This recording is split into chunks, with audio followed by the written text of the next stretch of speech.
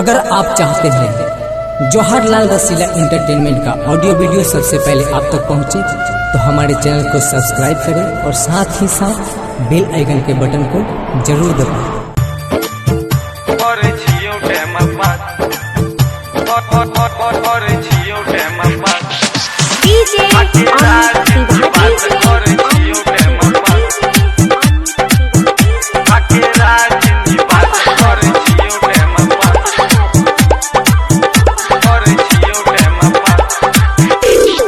दिलवा के हमारा कोके बर्बादी छोड़ी दिल तोरा निगे कर लेली शादी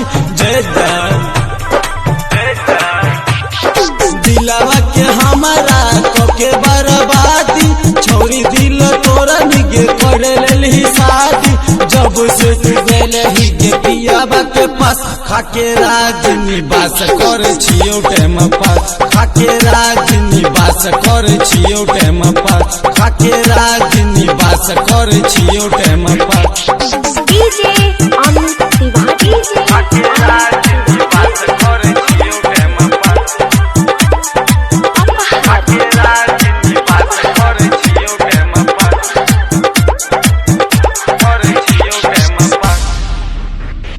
बन गेली छोरी तू धोखेबाज गे तोरे खातिर बन गेलियो हम न से बाज गे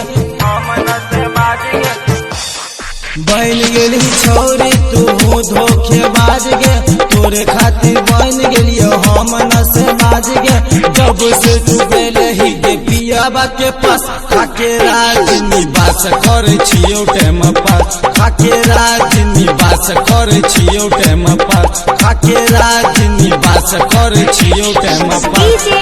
अमित तिवारी खाके राज निवास कर छियो टाइम पास खाके राज निवास कर छियो टाइम पास कर छियो टाइम पास गणेश खेला के छोड़ देली साथ गे रमेश राजा के धोई लेली हाथ गे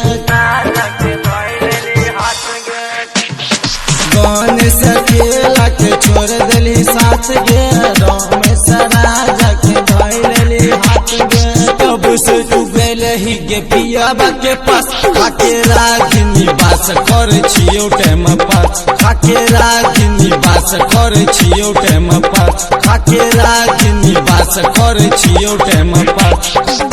प्रेजेंटेड बाय रसीला म्यूजिक।